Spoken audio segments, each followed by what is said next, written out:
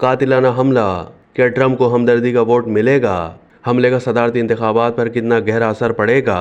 کیا Joe Biden مشکل میں پڑ گئے؟ سینئر صحافی عظیم ایم میاں سابق امریکی صدر ڈونلڈ ٹرمپ پر قاتلانہ حملے پر تجزیہ پیش کرتے ہوئے لکھتے ہیں کہ ٹرمپ کو ہمدردی کا ووٹ ملنے میں اضافے ہونے کا امکان ہے۔ واقعی نے ڈیموکریٹک پارٹی کو دفاعی پوزیشن میں ڈال دیا ہے، جبکہ ریپبلکن کے بعض ٹرمپ مخالف حلقے بھی خاموش ہو گئے۔ قاتلانہ حملے کے بعد ٹرمپ پر الزامات کے منفی اثرات فی الوقت پس پردہ چلے گئے، جس سے امریکی انتخابات پر گہرا اثر پڑے گا۔ سیکیورٹی، سیکرٹ سروس اور انتظامات کے باوجود ٹرمپ صرف اپنی حاضر دماغی کی وجہ سے بچنے میں کامیاب ہوئے۔ 21ویں صدی کی جدید سیکیورٹی ایجادات اور عالمی شہرت یافتہ امریکی سیکرٹ سروس کی موجودگی اور انتظامات کے باوجود صرف اپنی حاضر دماغی اور جلسہ گاہ کے ڈائس کے پیچھے بیٹھ کر فائرنگ سے بچنے کے بعد زخمی کان اور خون آلود چہرے کے ساتھ سیکرٹ سروس کے حصار میں اسپتال جانے سے پہلے حملے میں زخمی ڈونلڈ ٹرمپ نے اپنا ہاتھ اٹھا کر فائٹ فائٹ کا نعرہ بلند کر کے اپنے حامیوں، امریکی عوام اور دنیا کے سامنے جس جرأت اور عزم کا اظہار کیا ہے، اس کے سیاسی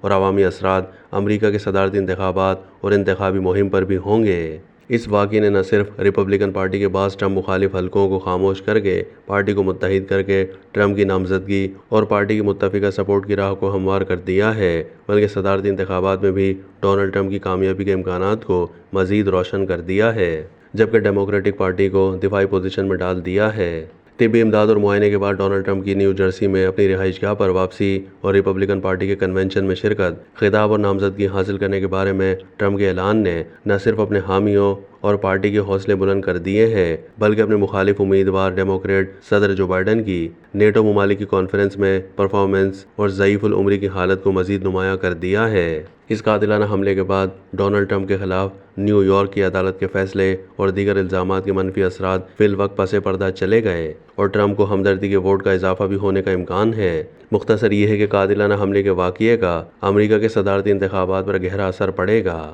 ڈیموکریٹک پارٹی اور ریپبلکن پارٹی کے درمیان انتخابی بحث و مباحثہ کے بجائے سازشی نظریات و الزامات کی جنگ شروع ہو گئی ہے، لیکن قاتلانہ حملے سے پہلے متعدد عوامی سروے میں ٹرمپ جو بائیڈن سے آگے نظر آنے والے اب خود کو مزید مضبوط محسوس کرنے لگے ہیں۔ صدر جو بائیڈن جو اپنی ضعیف العمری اور نیٹو کانفرنس میں اپنی پرفارمنس اور یادداشت کے حوالے سے خود اپنی پارٹی کے بعض حلقوں کی جانب سے شدید دباؤ اور متبادل امیدوار کے مطالبے کا شکار ہیں۔ ڈونلڈ ٹرمپ پر حملے کی مذمت کے بیان کے باوجود اپنی پارٹی کے بعض حلقوں کے مطالبے اور دباؤ کا شکار ہیں، جبکہ ریپبلکن پارٹی اور ڈیموکریٹک پارٹی باہمی الزامات کی سیاست میں بھی الجھ گئی ہیں۔ قاتلانہ حملے کا ملزم 20 سالہ تھامس میتھیو کروکس صرف 2 سال پہلے ہائی اسکول کی تعلیم امتیازی نمبروں سے پاس کر کے سائنس اور حساب کے مضامین میں اعلیٰ پرفارمنس کے باعث $500 کا انعام بھی حاصل کر چکا تھا اور وہ ریپبلکن پارٹی کا حامی رجسٹرڈ ووٹر بھی تھا۔ ٹرمپ پر قاتلانہ حملے کا ملزم 20 سالہ تھامس کروکس بھی امریکی سیکیورٹی اہلکاروں کی فائرنگ سے ہلاک ہو چکا،